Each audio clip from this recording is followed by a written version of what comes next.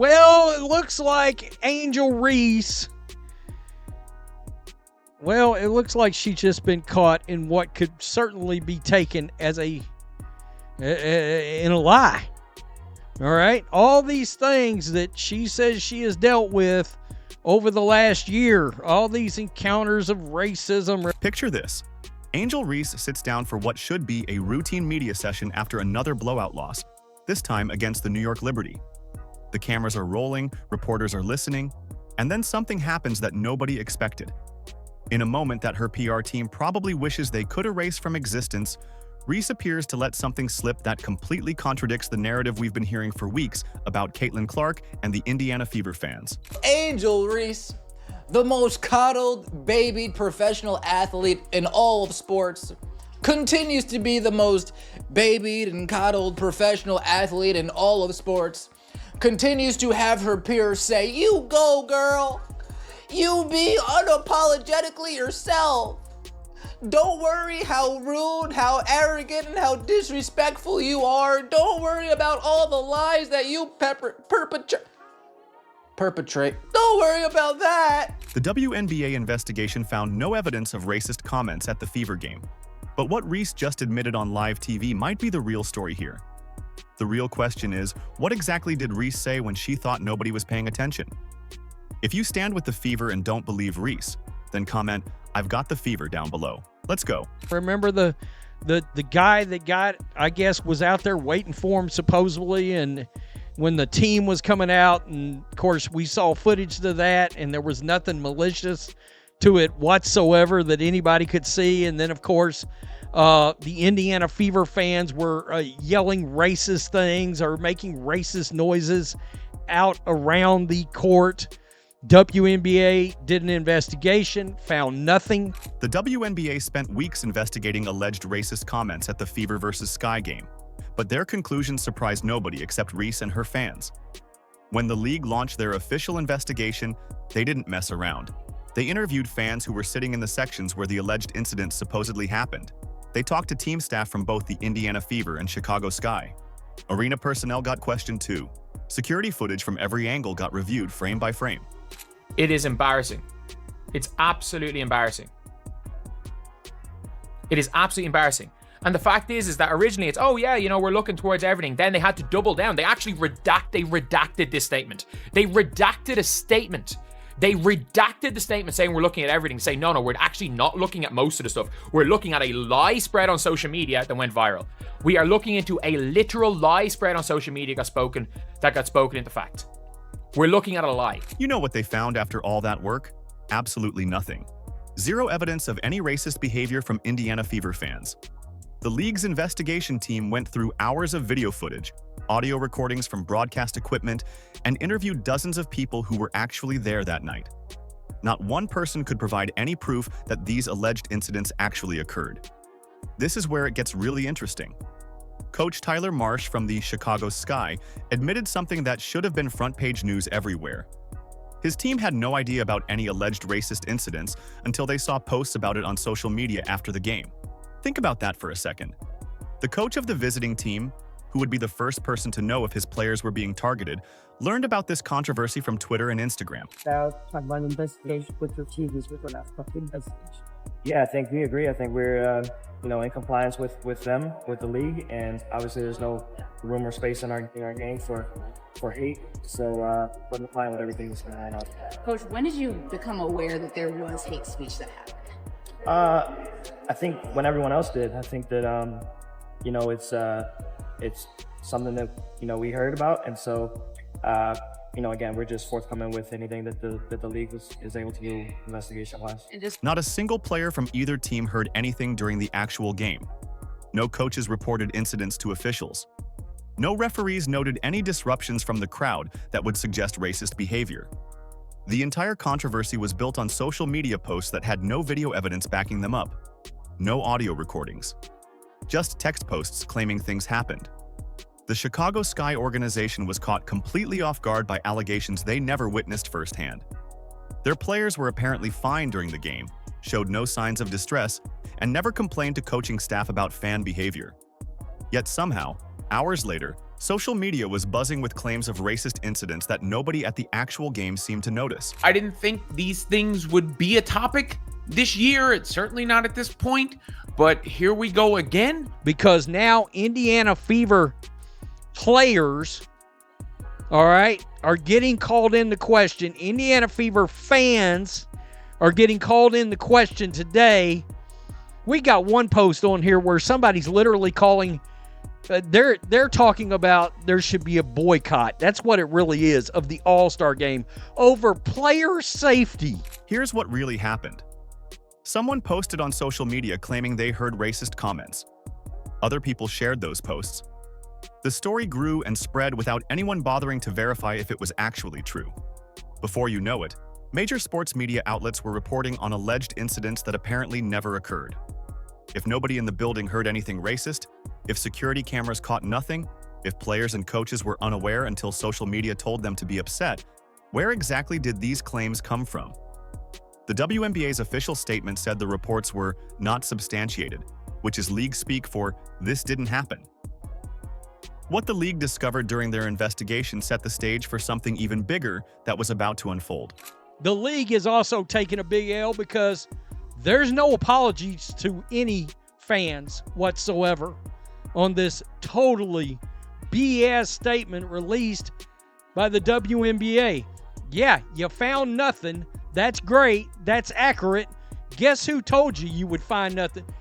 The entire Indiana Fever fan base said you weren't going to find anything.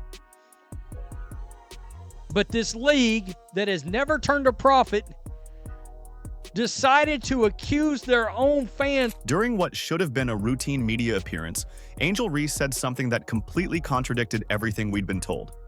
Reese appeared comfortable, maybe too comfortable, sitting back in her chair like she was chatting with friends instead of talking to reporters. But then something shifted in the conversation. A reporter asked about the criticism she's facing. Reese's body language changed slightly. She leaned forward and started talking in a way that sounded different from her previous carefully crafted statements about being targeted by Fever fans. Three-time BET Sports Woman of the Year, Angel Reese, says she doesn't pay attention to what folks say about her online because no one has ever said a negative word about her in person. Uh-oh.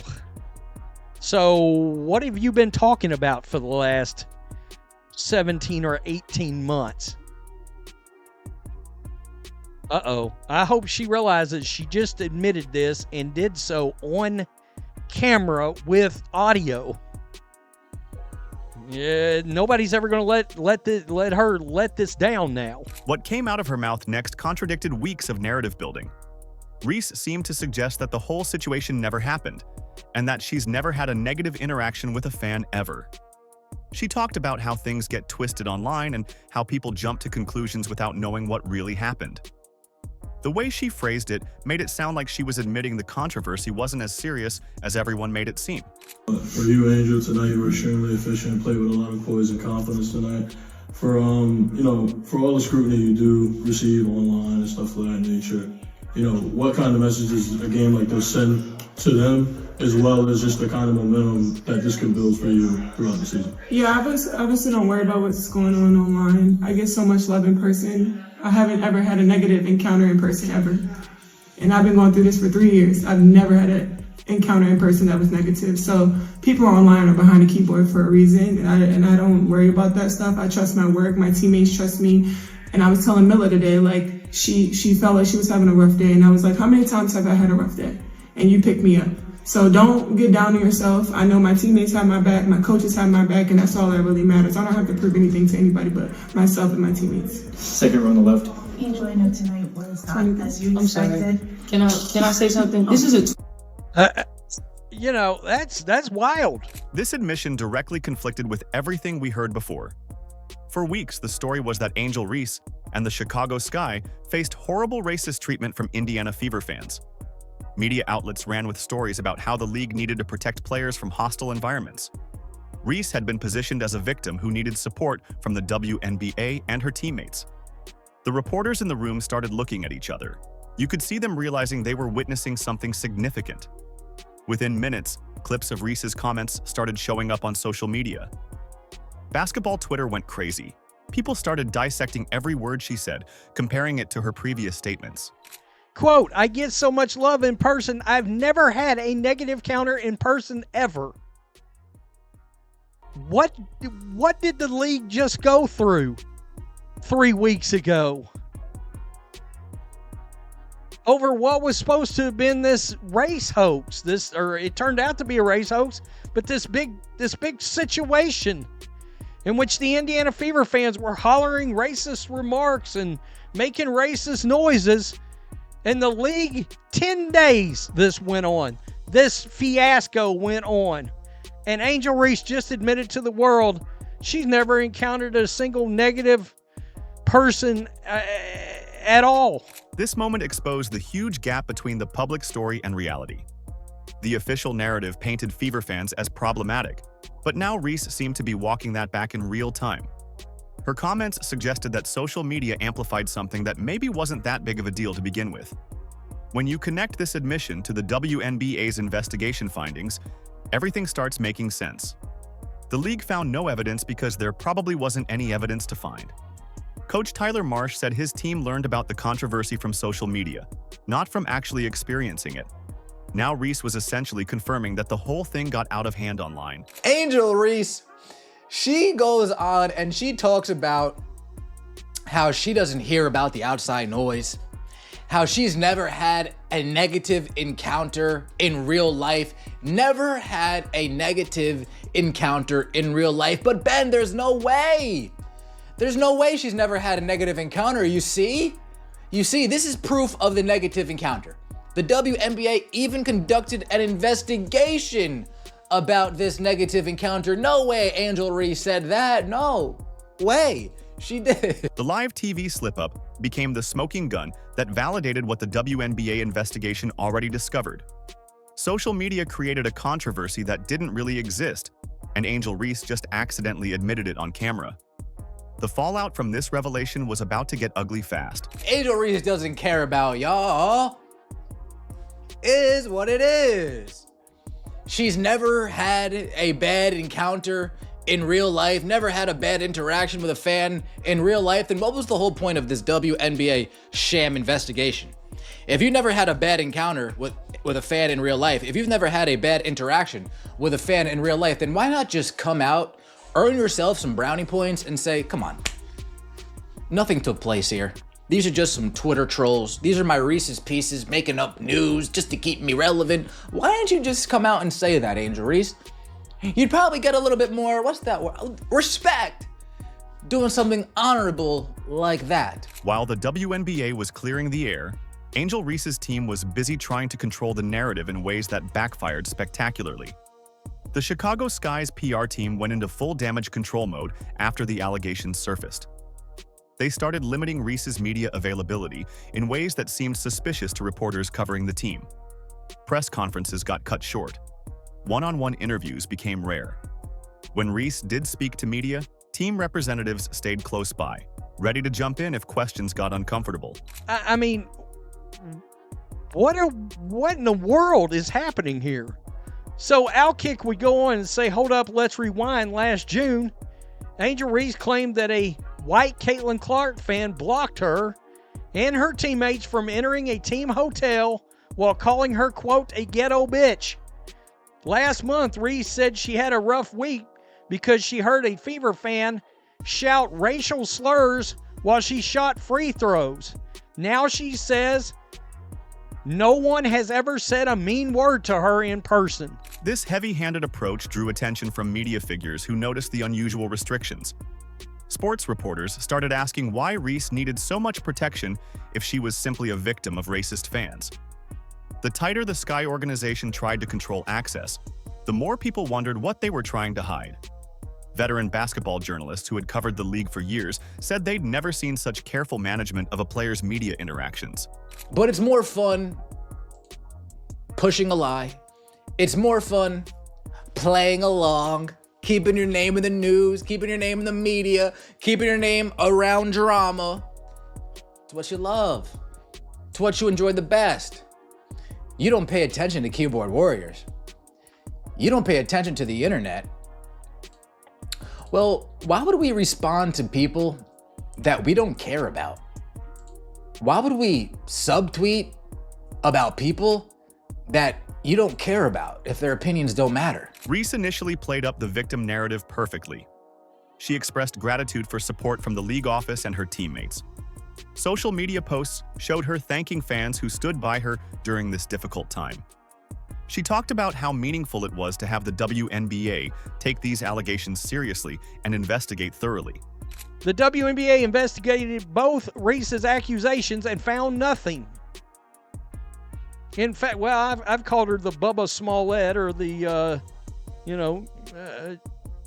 Jussie Reese, Jussie Smollett, Bubba Wallace. I mean, she's right there now. She's in that company with false race hoaxes. But this victim storyline started cracking when people dug deeper into what actually happened. The growing evidence showed the entire incident was fabricated from social media speculation. No witnesses, no video, no audio.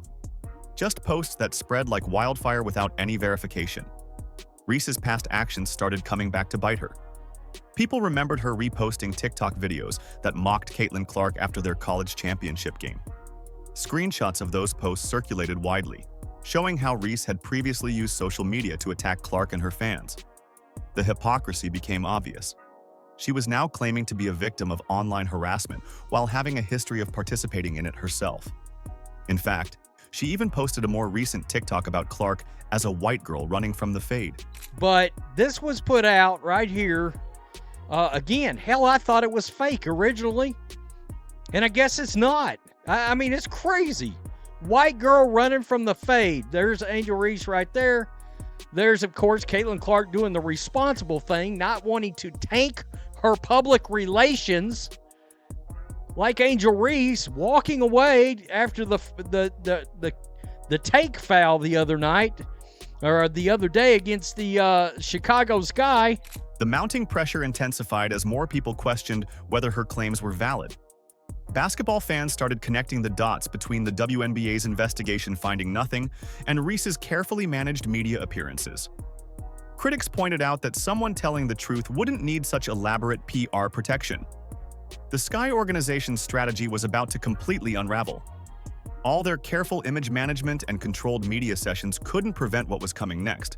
Well, actually, somebody that comes out and says hating pays too, I would think that that's exactly how she carries herself. Somebody that comes out and says, hey, hating pays too. Yeah, that's kind of how Angel Reese carries herself. Somebody who goes out of their way and says, I want to be the villain. They're watching because of me too. Once Angel Reese's admission went public, the backlash was swift, brutal, and came from unexpected directions. Media personalities who had initially supported Reese's claims suddenly found themselves in an uncomfortable position. They had amplified a story that the WNBA investigation couldn't substantiate, and now they faced questions about their journalistic standards. Basketball reporters who covered the story without proper verification started getting called out by their peers and audiences. She accused the Indiana Fever fan base of being racist. They investigated it. They said those accusations were false. The least that she could do is apologize to our great state and the fans that show up at these games and say, I'm sorry, I was wrong. Obviously, she's not going to do that. ESPN had one of the most embarrassing moments in recent memory. Their on-air personalities had to essentially eat their words during live television broadcasts. Anchors who previously discussed the racist fan allegations as established facts now had to acknowledge that the WNBA found no evidence supporting those claims. The network's credibility took a hit as viewers watched them backtrack on coverage they had presented with confidence just weeks earlier. I'm also happy that the WNBA treated the matter with the utmost seriousness, followed through with the investigation, and I understand that having a platform comes with a responsibility, and I do not take that lightly. So as our league continues to grow, I am going to grow with it. And I am so committed to be better in how I share perspectives and grow alongside the game that I truly love and adore. I mean, some of my favorite memories as a pro was playing in Indiana, and I truly believe that WNBA, we have the most passionate fans, and I'm grateful for our community. I hope you know that's who I am. All right. Love you guys. Thank you. calls for apologies started pouring in from multiple directions. Fans demanded that major sports media outlets apologize for amplifying unsubstantiated claims that damaged the reputation of Indiana Fever fans. The WNBA faced criticism for not being more decisive in their initial response to what appeared to be a manufactured controversy. Some people argued that the league should have investigated more quickly instead of letting the false narrative spread for weeks. Caitlin Clark and the Indiana Fever are the best gift that the WNBA has ever had. I mean, and the fans that show up and pack that place, I mean, sell out crowds every time Caitlin Clark plays. It's so great for Indiana, but it's good for the WNBA. But how dare you accuse our fans, the Hoosiers that show up at these games, being racist when they're not? This incident raised serious questions about whether Reese's supporters were actually the ones creating a hostile environment. Their aggressive defense of unproven allegations and attacks on anyone who questioned the story looked increasingly problematic. The Chicago Sky fanbase had gone after Fever supporters on social media, calling them racist without evidence. Now those accusations seemed baseless and mean-spirited. Caitlin Clark and the Indiana Fever fanbase emerged from this controversy completely vindicated. They had been unfairly targeted and labeled as problematic when they apparently did nothing wrong. The Fever organization and their supporters handled the false accusations with class, letting the WNBA investigation speak for itself rather than engaging in social media battles.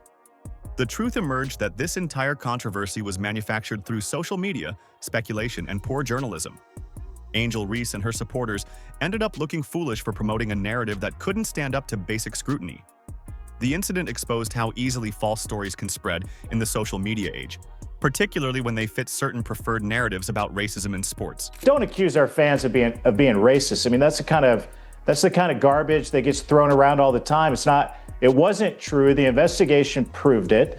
And there was no outcome of it. There was no apology. Apologize to the fans. This entire mess exposed how social media can destroy reputations based on nothing but speculation and lies.